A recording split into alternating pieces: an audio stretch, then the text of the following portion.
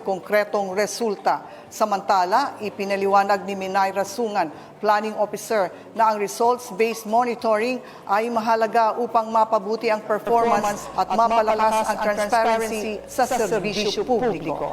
Ipinaalala naman ni Attorney Alman Najar Namla, Provincial Director ng Bangsamoro Human Rights Commission Basilan, na kailangang maisabuhay ang Bangsamoro Local Governance Code o BLGC sa pamamagitan ng mga tao at responsableng pamamahala. Sa bahagi naman ng capacity development, sinabi ni Muhammad Farsi Abutasil, Director ng Bangsamoro Local Government Academy, na mahalaga ang tuloy-tuloy na pagkatuto at pananagutan ng mga LGUO kasabay ng pagsasabuhay ng mga pagpapahalaga ng serbisyo, equity, faith, integridad at kredibilidad. Binigyang diin din ni Esmeralda Daphne Cornell, Assistant Director ng Local Government. Magandang gabi, Bangsamoro. Andito tayo ngayon sa Soto Grande Hotel, Davao City, kung saan ginaganap ang 4 na araw na 3rd Bangsamoro LGUO Congress mula April 6 hanggang April 8, 2026. Ang Congress na may temang 7 Families Strengthening Strategic Alliances ay pinangunahan ng Ministry of the Interior and Local Government sa Bangsamoro Autonomous Region in Muslim Mindanao. Dumalo ang mga LGUO mula sa iba't ibang probinsya ng Bangsamoro Region, mula sa Maguindanao del Norte, Maguindanao del Sur, Lanao del Sur, Basilan, Sulu, Tawi-Tawi, Special Geographic Area at Cotabato City. Naging makabuluhan ang unang araw ng pagbubukas ng programa na nagbigay diin sa pagkakaisa ng 7 pamilya. Matagumpay na naisagawa ang pagdating at registration ng mga kalahok mula sa iba't ibang probinsya. Nagkaroon ng opening prayer, kasunod ang pambansang awit at Bangsamoro Hymn. Nagbigay ng mainit na pagbati si Chief Administrative Officer Ahmed Arkan Ali, kung saan binigyan din ito ang tungkulin ng mga LGUO bilang mga tagapayo sa kanilang teritoryo o assigned LGUs. Aniya, sa pamamagitan ng mga LGUO, naayos sa mga gusot at pagpapanatili ng dangal sa serbisyo. Tinitiyak ng mga ito ang isang matatag na gobyerno na mapapakinabangan ng mga susunod na henerasyon. Our local government operations officers, the architects of the Bangsamoro frontline, look around you. Alongside you are not merely civil servants or administrators. You are all consiglieres of your respective territories. You have stepped away from the noise of the streets, politics, and the demands of daily grind to enter this chamber for a singular purpose: strengthen alliances that sustain the Bangsamoro. Sa kanyang welcome message, binigyan din naman ni Deputy Minister Eddie Mapag-Ali na ang LGUO Congress ay isang pagtitipon ng mga frontliner. Ang tema nito ay nagsisilbing panawagan sa pagkilos, isang pamilyang pinagbubuklod ng mga prinsipyo ng moral na pamamahala. Aniya, ang estratehikong direksyon ay perpektong nakaayon dito at ito ay isang mainam na pagkakataon upang ipakita ang tunay na diwa ng pamamahala. Paalala niya, huwag kalilimutan na ang tunay na layunin nito ay patataging ang alyansa. Umaasa ang MILG sa husay at karanasan ng mga LGUO upang magsilbing tulay at magpatalas sa ating mga polisiya. We gather here today not merely as a formality, but as a vital assembly of the frontliners of governance. Our theme, 7 Families Strengthening Strategic Alliances, is a powerful call to action. It reminds us that while we serve different field offices and sectors, we are part of one cohesive ministry family, bound together by the principles of moral governance. Over the next 4 days, our goal is step back from the daily grind so that we can recalibrate our vision, Nagkaroon din ng paliwanag tungkol sa mga house rules at naisagawa ang grouping ng mga kalahok. Naging masaya ang unang araw sa pamamagitan ng Fellowship of the Families at Pickleball Competition. Nagkaroon din tayo ng pagkakataon na makapanayan ang ilan sa mga local government operations officers na dumalo sa ating third LGO Congress. Yes, assalamualaikum warahmatullahi wabarakatuh. Magandang hapon po. Ito po yung pangatlong LGO Congress, o Government Operation Officer Congress. Ito po yung event na po ay nagsisilbi din na parang ritual na kung ano man yung mga bagong programa, ano bang mga dapat gawin sa field ay dito po dinilista. May mga lecture po tayo na dumarating. At saka doon po himay-may kung ano ba yung mga magandang nagawa natin at ano pa nagandang. Isa po itong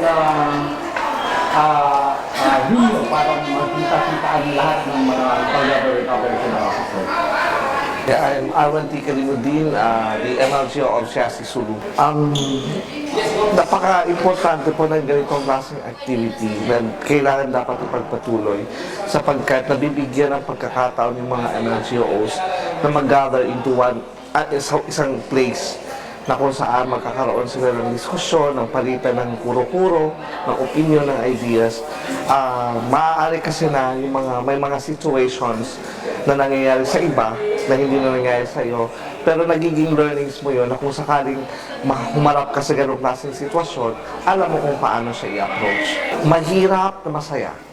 Dahil sa hirap, after noon, kung ma-resolve mo, nagkakaroon ka ng self-fulfillment.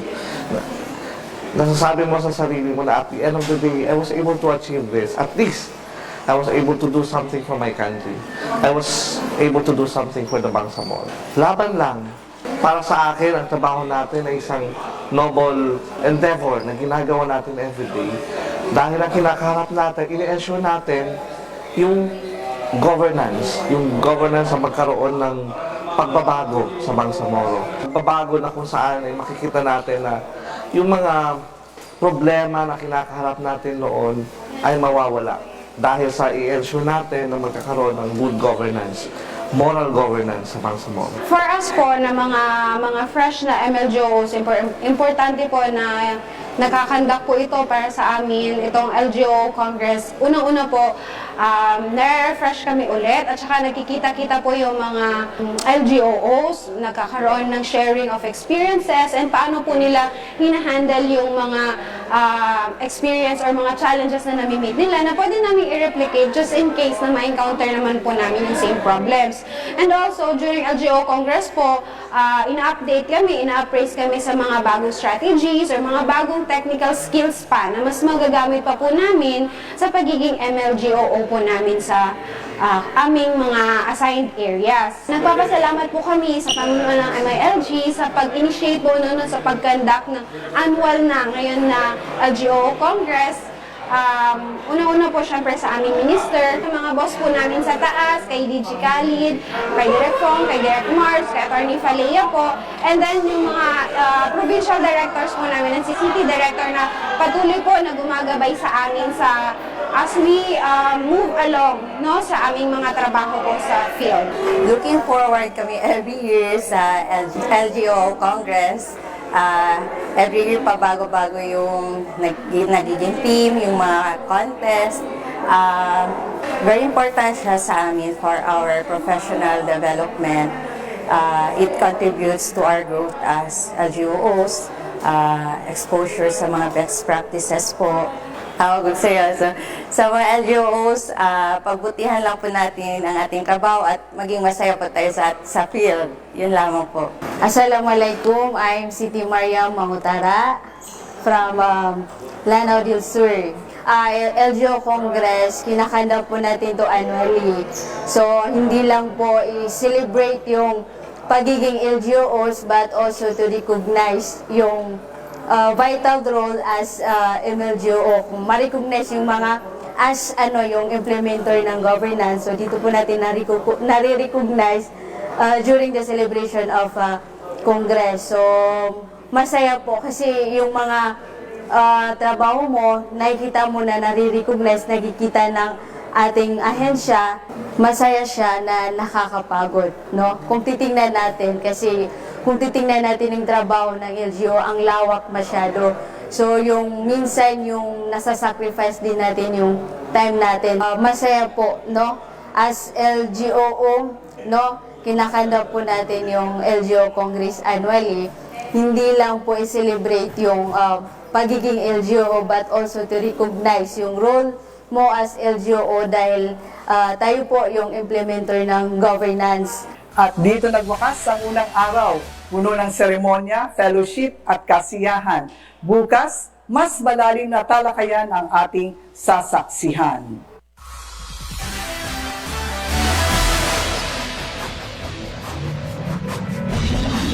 Magandang araw, narito ang balitang Sindaw Bangsamoro. Alamin ang mga balita, alamin ang mga programang ipinapatupad, bawat kaganapan. Dapat may alam ka, Bangsamoro, ito ang Balitang Sindaw! BARM, itinalaga si Bayam bilang kalihim ng interior at lokal na pamahalaan. Itinalaga ng Bangsamoro Autonomous Region in Muslim Mindanao si Jordan Bayam bilang bagong kalihim ng Ministry of the Interior and Local Government. Nanumpa sa tungkulin si Bayam kahapon, Abril 7, sa harap ni Chief Minister Abdul Rauf Makakuwa na siya rin kasalukuyang ministro ng MILG. Bitbit ni Bayam ang malawak na karanasan sa peace building at pamamahala. Dati siyang naglingkod sa Office of the Presidential Advisor on Peace, Reconciliation and Unity o OPA-PRU, kung saan naging bahagi siya ng mga programa sa normalization at transition ng Bangsamoro. Bilang bagong kalihim, inaasahang pamumunuan niya ang pagpapalakas ng mga sistema ng lokal na pamamahala sa mga probinsya, lungsod, munisipalidad at barangay at tiyaking epektibong na ipapatupad ang mga programa sa komunidad. Malugod namang tinanggap ng mga lokal na opisyal ang kanyang pagkakatalaga at nagpahayag ng kumpiyansa sa kanyang kakayahang suportahan ang patuloy na pagsulong ng kapayapaan at kaunlaran sa Bangsamoro. Si Bayam, na tubong Kabuntalan, Maguindanao del Sur, ay inaasahang gaganap ng mahalagang papel sa pagtataguyod ng isang tapat, maayos at tumutugong pamamahala sa rehiyon. Balita, balita, Balitang Sindaw! Malinaw na direksyon at pananagutan pinagtibay sa ikalawang araw ng LGOO Congress. Sa ikalawang araw ng 3rd Bangsamoro LGOO Congress, muling binigyang diin ang kahalagahan ng malinaw na direksyon, maayos na sistema at pananagutan sa pagpapatupad ng pamamahala sa buong Bangsamoro. Ayon kay Abdul Rahman Cara, Chief ng MILG Planning Division, mahalagang nakaayon ang lahat ng operasyon sa mga prioridad ng MILG upang makamit ang konkretong resulta. Samantala, ipinaliwanag ni Minaira Sungan, Planning Officer, na ang results-based monitoring ay mahalaga upang mapabuti ang performance at mapalakas ang transparency sa serbisyo publiko.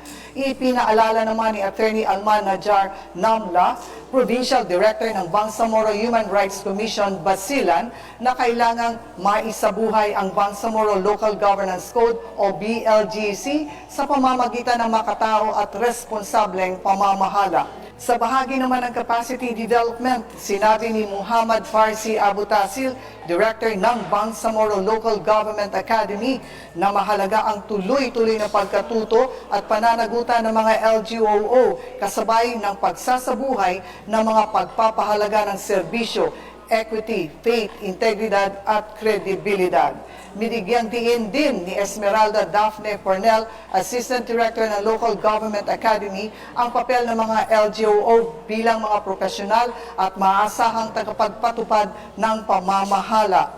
Nagbahagi naman ng mga karanasan mula sa field sina Ali Abdullah, dating Provincial Director ng DILG Region 12, kasama sina Giovanni Basilgo, LGOO, at Engineer Aida Aida Abbas, dating LGOO, kung saan ibinahagi nila ang mga hamon at realidad sa pagpapatupad ng mga programa sa lokal na pamahalaan.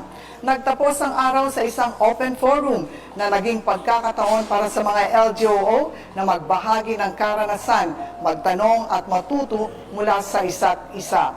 Sa kabuuan, malinaw ang mensahe ng ikalawang araw. Ang mabuting pamamahala ay nakasalalay sa malinaw na direksyon, pananagutan at sama-samang layunin sa paglilingkod. At higit sa lahat, ipinakita ng mga talakayan na ang tunay na sukatan ng pamamahala ay kung paano ito nararamdaman ng mamamayan sa bawat programa, bawat serbisyo at bawat komunidad tungo sa isang matatag na Bangsamoro.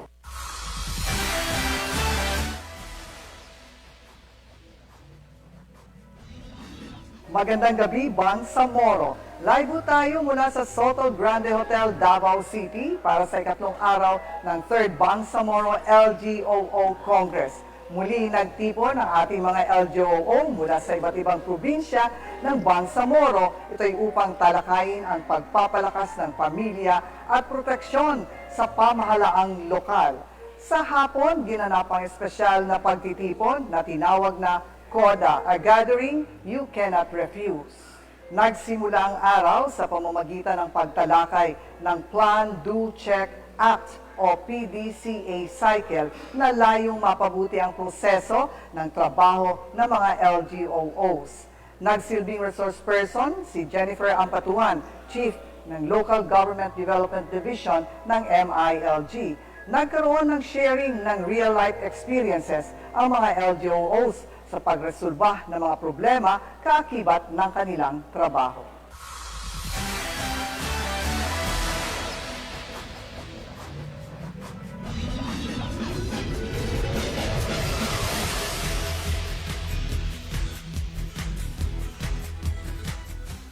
Sinundan ito ni Datu Rafi Raut Sinswat na nagtalakay sa ethical use of artificial intelligence. Aniya, layunin nito na maunawaan ang kahalagahan ng AI, matukoy ang panganib at etikal na alalahanin at gamitin ang AI ng may pananagutan sa pang-araw-araw na trabaho. Dagdag pa ni Sinswat, ang AI ay ginagamit na sa gobyerno. Ang maikling pagkakamali sa paggamit nito ay malaking epekto sa buhay ng mamamayan. At ang etika na paggamit nito ay napapanatili ang tiwala at integridad ng mga gumagamit nito.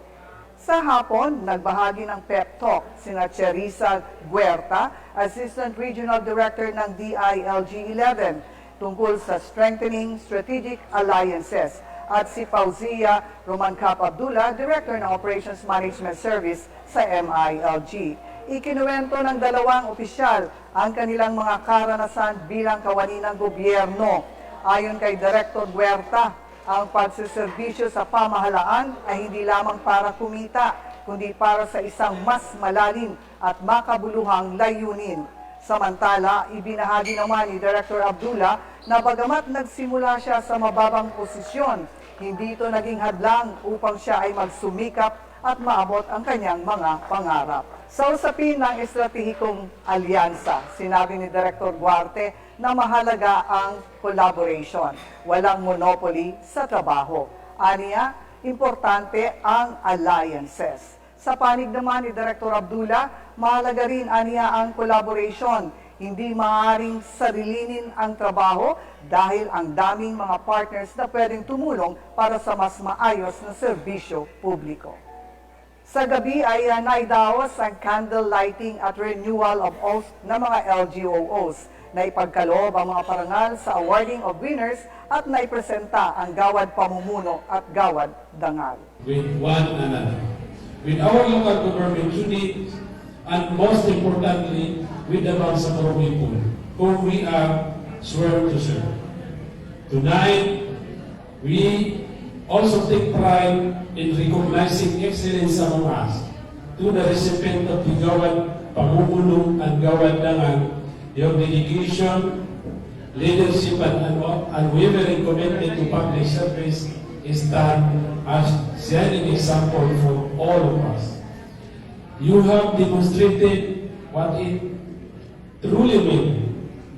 At dito nagtatapos ang ating coverage ng 3rd Bangsamoro LGO Congress. Ating nasaksihan ang pagbabahagi ng kaalaman, fellowship, masayang samahan na mas lalong nagpatibay sa pagkakaisa.